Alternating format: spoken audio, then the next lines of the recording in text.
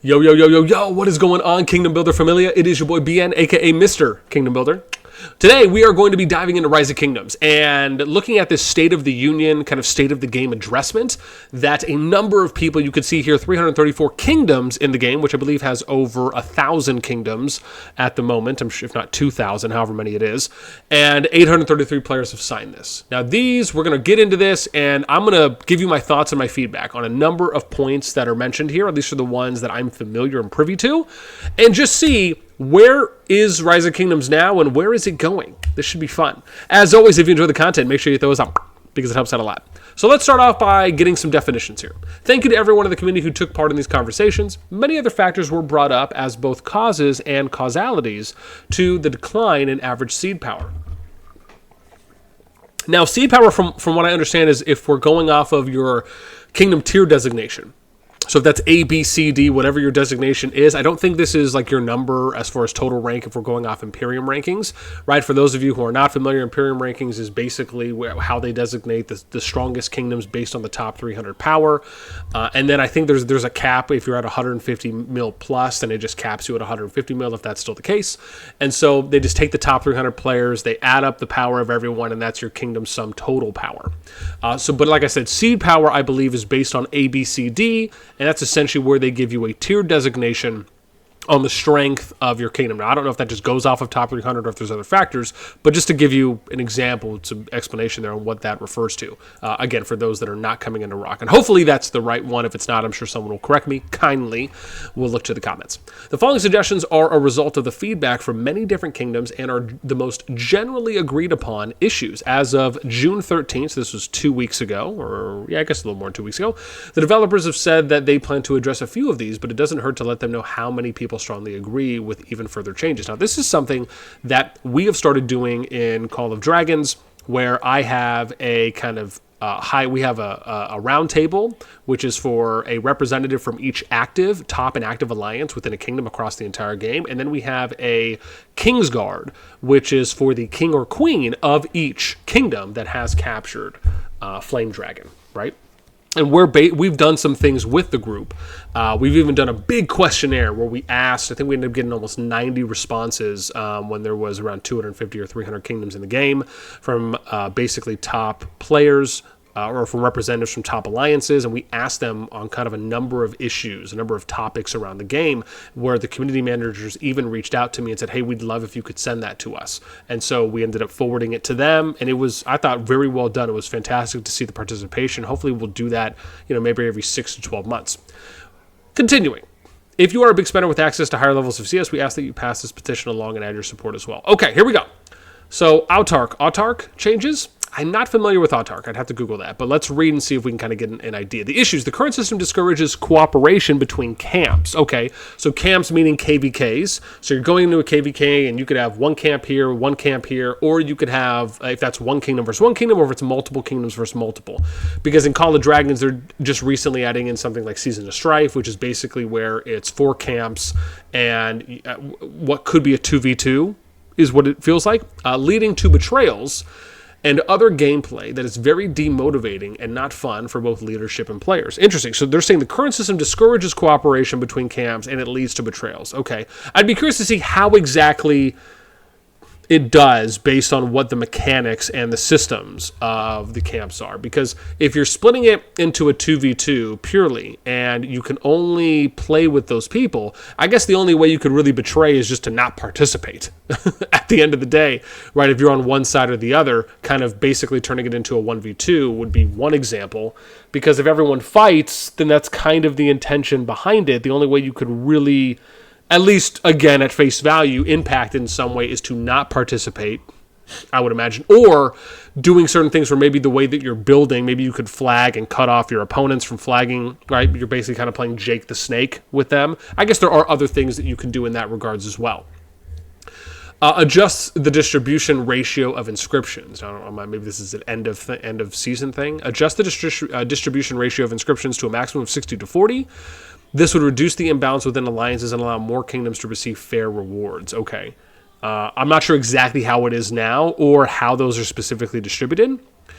Let's go to, and this is for distribution ratio. Okay, let's do individual inscription acquisition through achievements. Allow individuals to earn inscriptions through achievement milestones. This would motivate members of the losing factions to participate in wars. I actually, at face value, I agree with that. Because if there's not a way where individuals can participate, engage, get some kind of valor in some way from tasks, objectives in game on an individual basis in a KVK, then that kind of makes sense to me. I don't necessarily see how that's wrong. Again, I'd have to hear a little bit more about that. They did say some form of this will be added in the August patch 1084. Okay, that's cool. Replace ziggurat occupation awards. Now, I know what the zig is. That's the final objective or final building in KVK. Replace the ziggurat occupation awards with more transmutation stones or transmutation crystals and other rewards. This would shift the focus of wars to diverse rewards rather than just the ziggurat. Replace the ziggurat occupation awards with more transmutation. Okay. And other awards. Okay.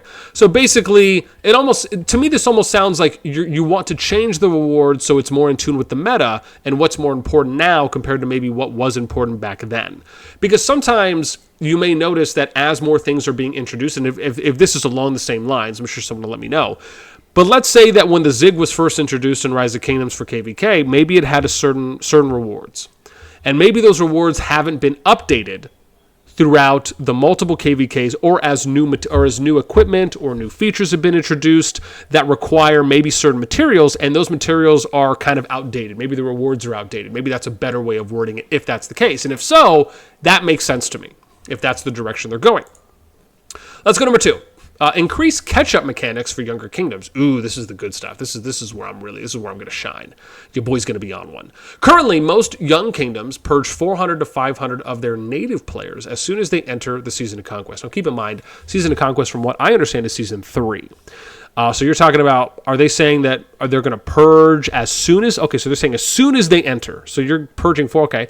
As a result, new servers are added to the game, which spreads out the total population, but new population is not added. Okay, this is incredibly confusing because technically new population is added when new kingdoms are added.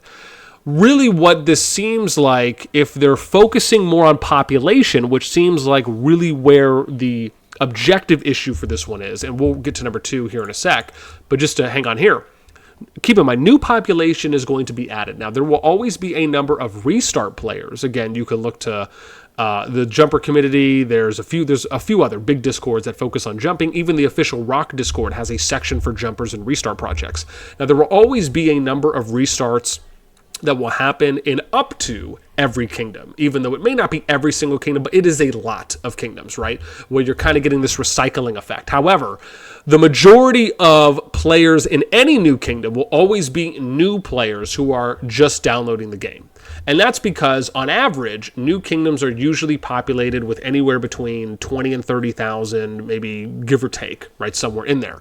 And this is something that I noticed when I played Infinity Kingdom. We've seen this as well in Call of Dragons, where you're basically just able to keep up with the player ID numbers, is sometimes that will just indicate total population numbers. So think of it like a clicker, like when you're at a nightclub or something, or if you're going into an amusement park and you see someone who's clicking, right, and they're counting how many people have come in. That's basically what it is. So it's like, even if you come in and you don't stay for that long and you leave, your number still counts, right? And that's kind of what it is when you have a new kingdom that is introduced in, I would say, maybe some, or I'd like to believe is an average for kingdom builders. And really what the focus here, if you're trying to talk about catch-up mechanics, right, where they're saying most of the young kingdoms are purging, but why are they purging those 400 to 500 native players? Are they purging them because they want to lean out and they want to have a little bit more top end on fighting capacity? So they want the people in who are going to be contributing more in specific ways, i.e. fighting, etc.? Or are they purging them for an alternative reason? Now, if you're just talking about you want the total population to be increased, well, really what you need to do is address early game mechanics and early game situations and early game understanding for new player education. That's really what you need to do. And again, I can dive into a whole thing about that, but the idea being is that I'll give you a brief example. Every single kingdom that I've ever seen and that will ever be introduced in Rise of Kingdoms, just like it is in Call of Dragons, like it is in Infinity Kingdom, like it is in State of Survival, like it is in Lords Mobile, etc. Every new kingdom that is coming in will always, by default, go towards this mega alliance structure where basically people are funneling. Now, it doesn't mean everyone will do that, but you have to think of it in this kind of a Darwinism way, where it's a survival of the fittest and the strongest. And so what you often see, if you look at a lot of kingdoms, I can tell you from my experience, I have hundreds of accounts in Rise of Kingdoms. I had almost 200 accounts in Infinity Kingdom. I have over 400 accounts right now in Call of Dragons, and I very much like pulling data. I like researching. I like educating myself. I like assessing and auditing. I like looking at trends. And I think that this is a fantastic thing to do, even though the majority of people don't really probably do it that often. And that's just because they don't really have a need to. So for me, I can tell you that when you have new players that are coming in and you have a number one alliance that is establishing itself, basically the moment that you start seeing power separation or a power imbalance between numbers 1 and 2, or even just 1, really, you will start to have players, some that want to ladder climb to the top, will try to kind of keep working their way up the ladder. So if they're at number 5, they'll try to get to number 4, 3, 2, 1, you get the picture. Some might just directly apply to number 1. And this in and of itself creates an isolation, a vacuum, if you will, that really ostracizes a lot of other players because of said imbalance. And you have to think about, well, if you're having a lot of players that are funneling into a top alliance, what is happening to everyone else? And not just how are they feeling, but what is happening to them as far as access, participation, enjoying the story of the first season. Where can they go and where can they not go? What can they do and what can they not do, right? So think of that as far as like territory, objectives, events, etc. There's a lot of factors that I don't want to do a whole deep dive, but I'll just say that. Then we get to improve the overall experience for younger kingdoms so less of them quit before entering SOC. This kind of goes into the same thing that we're talking about, right? A lot of this comes into it.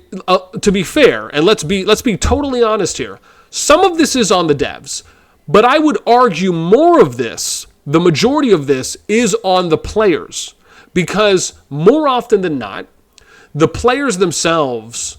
And let's actually fine tune this more. It is the players, but it's more so on the jumper projects, and it's on anyone who is a lead or an officer for top and active alliances in new kingdoms, because it really the burden of responsibility and accountability falls on you to make sure that you are putting forth your best effort to keep the kingdom as healthy and as active as possible. Now, will everyone look at it that way? Of course not. Will you address total population in the game overall, an average population per kingdom that's able to sustain over a longer period of time? If you did that and you looked at kingdoms in more of a kingdom-wide perspective versus a more alliance-wide perspective, yes.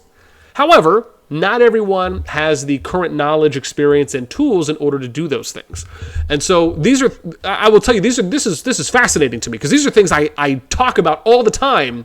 I don't want to go into a whole TED Talk, even though I could.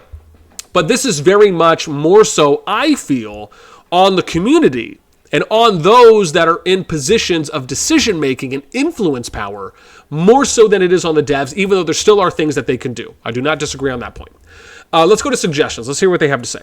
The rewards in KVK1 should be increased. And this is why I feel like the issues, like this thing should be a little bit more clear. This point should be a little bit more clear. It's a little bit too broad and vague.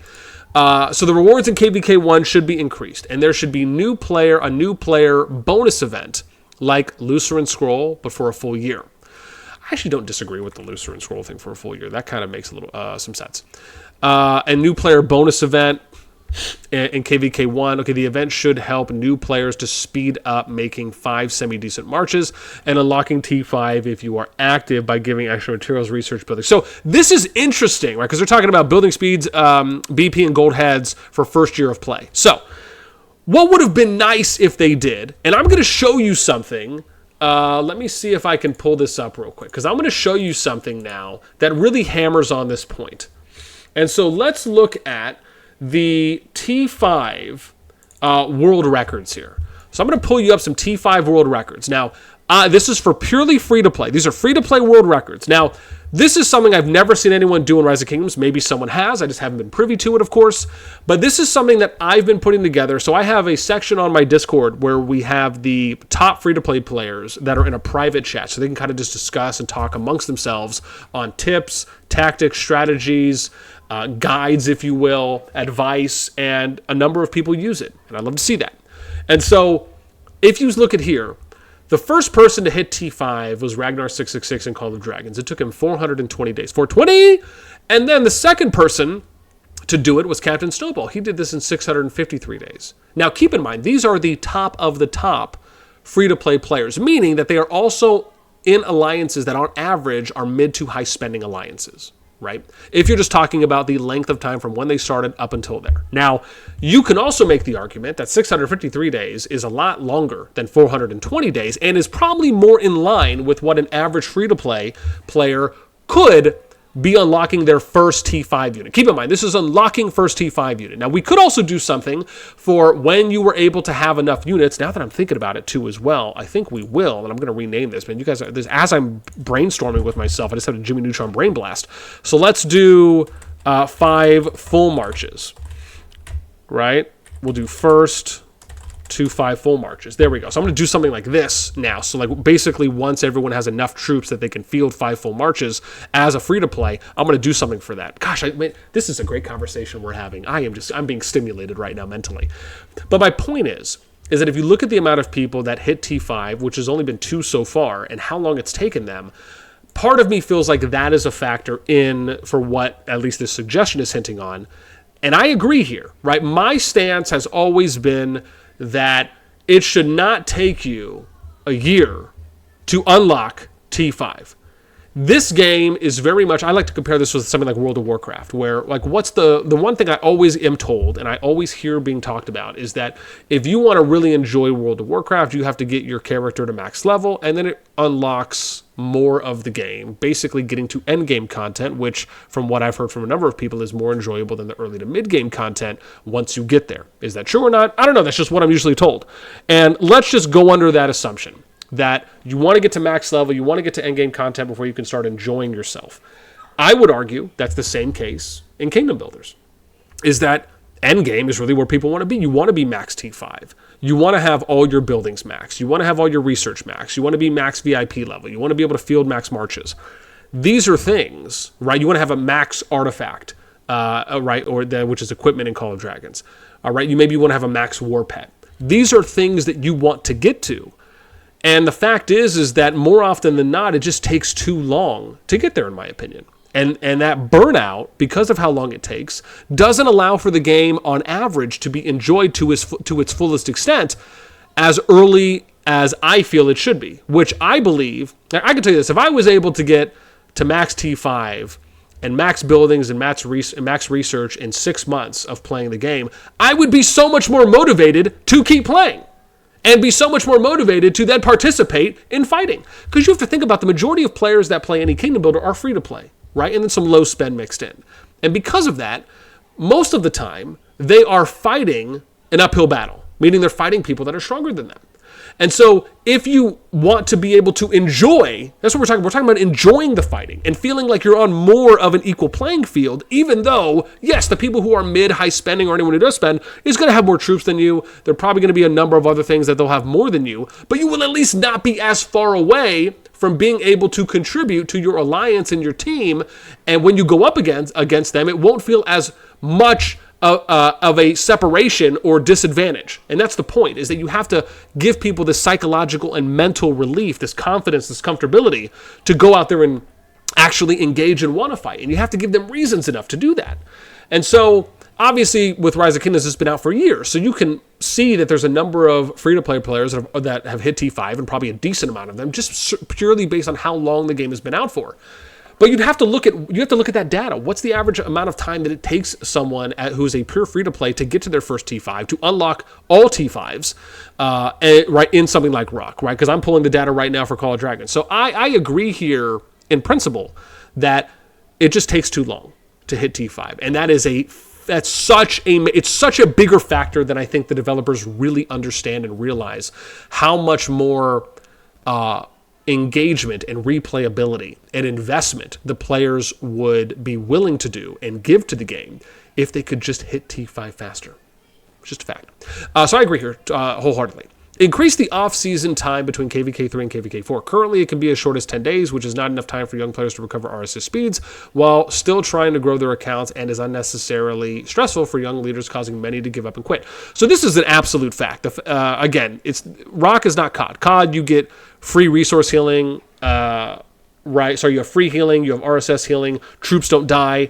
Why are you only giving them 10 days? Like, this is something I would see them do in COD because it makes sense, right? A 1 to 2 weeks is a nice average for how long you really need to be in Home Kingdom for, with Home Kingdoms really more recently being introduced. So with something like Rise of Kingdoms, where you take deads, even if you do get a percentage back, depending on the KVK, I don't know what the number is now, if it's 50% or whatever it may have been changed to, but at one point in time, that wasn't the case, and you just took straight deads. And so with that in mind, and by straight deads, I mean, again, however the percentage is factored, right, that you can incur deads when you're out there fighting and rallying in rallying or doing open field.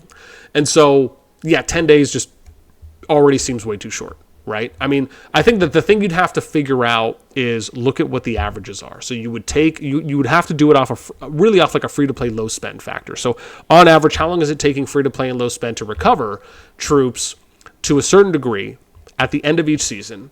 And let's say that number is 30 days, or let's say that number is 20 days, or it's 35 or 40 days. You would figure out what that number is, and you would either set it at that as an average, and then you would go into and then you would see how that plays out. And then if you need to make an adjustment beyond that, then okay. And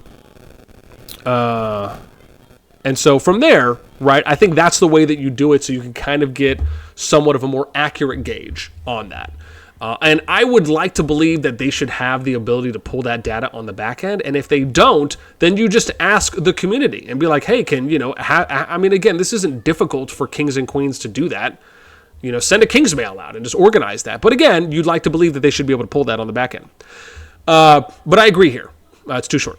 New kingdom every few days does still make sense with the volume of new players coming into the game, but eventually KVK2 migration will decide the future of these kingdoms. Too many kingdoms get wrecked by illegal migration, and it ruins the game for their entire native population, which causes many to uninstall.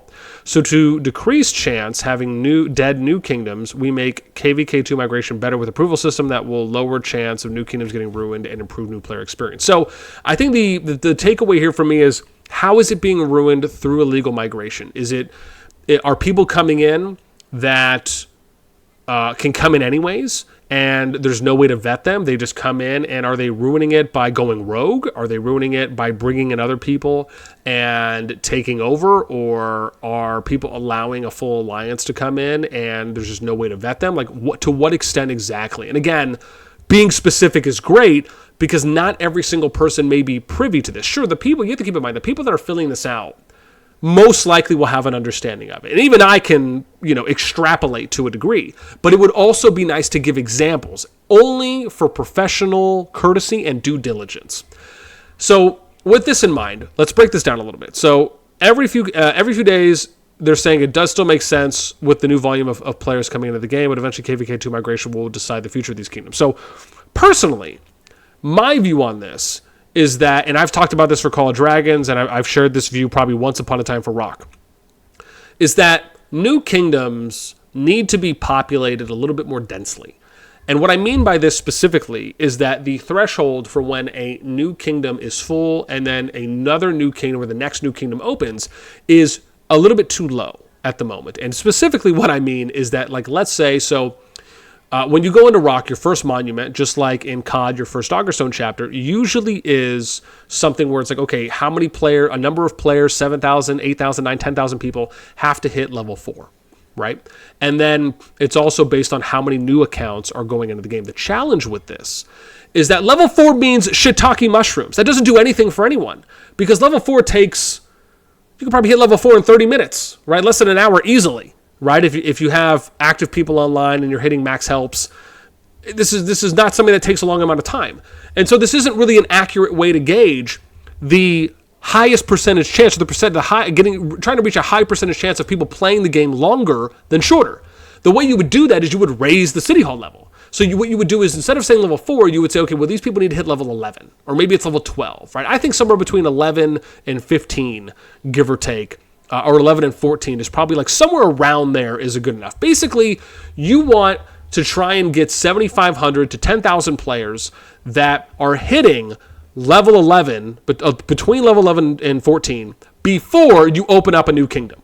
Why do I say this? Because when players hit a higher level, they're investing more time into the game. They're playing longer, which means that now the percentage that those amount of players will continue playing the game is higher versus lower. Hitting level 4 doesn't do anything.